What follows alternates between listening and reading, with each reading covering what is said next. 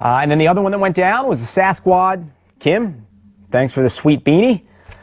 Trail running's Frosty Fat Sass was a 3.1 mile, 3 hour, 6 hour runs based at South Mountain Reservation in West Orange.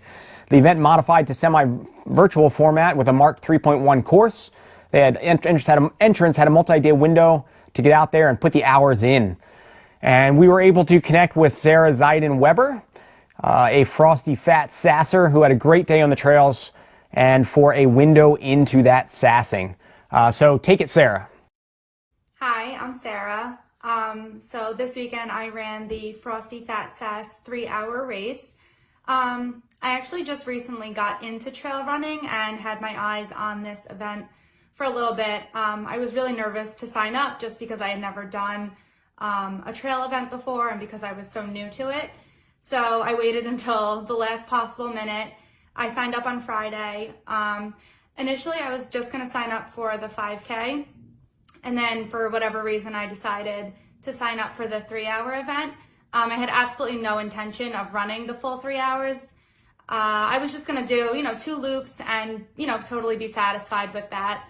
So I got there Saturday morning and, I was a little bit overwhelmed. I was nervous because, like I said, I had never done anything like this before. So I went out really slow for the first loop, and I didn't see a lot of people, but everyone that I did see was, really welcoming.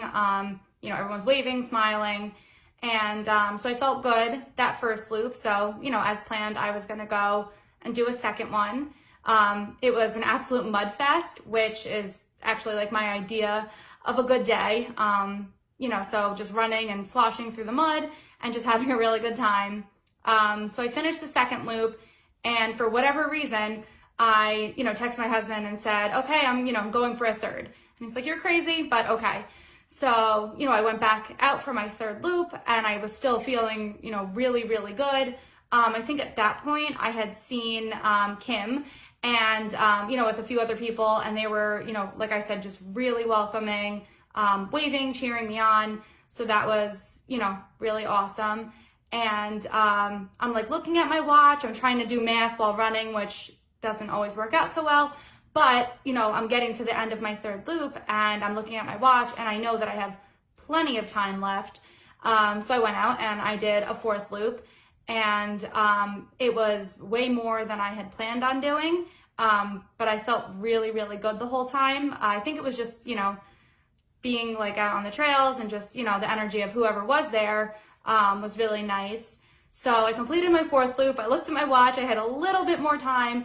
And at that point, I was just really determined to run the full 3 hours. I knew that, that last whatever I got done, wasn't going to count, towards another loop. But I was just really determined at that point to say, hey, I ran a 3-hour event and I ran the entire 3 hours. So I did. So I ended up with 4, official loops. And I think with my added in extra mileage, it ended up being 13.5 miles, which, felt really, really awesome, especially on the trails. It was a really, really awesome experience. And, even though it was semi-virtual, the course was still marked, and it was marked really, really well, which was good for me, because I do have a tendency to get lost in the woods for extended periods of time, but it was really well marked, and it was a really beautiful course. I plan on going back there more often now. And I really can't wait, until there's more events that are in person, because I know, that just based on this experience of a semi-virtual event, how awesome it'll be when we're able to have, in-person trail events again. And, I'll definitely be signing up for a lot more. I am actually planning on now doing a 50K. I think it definitely gave me confidence, running that 3-hour event.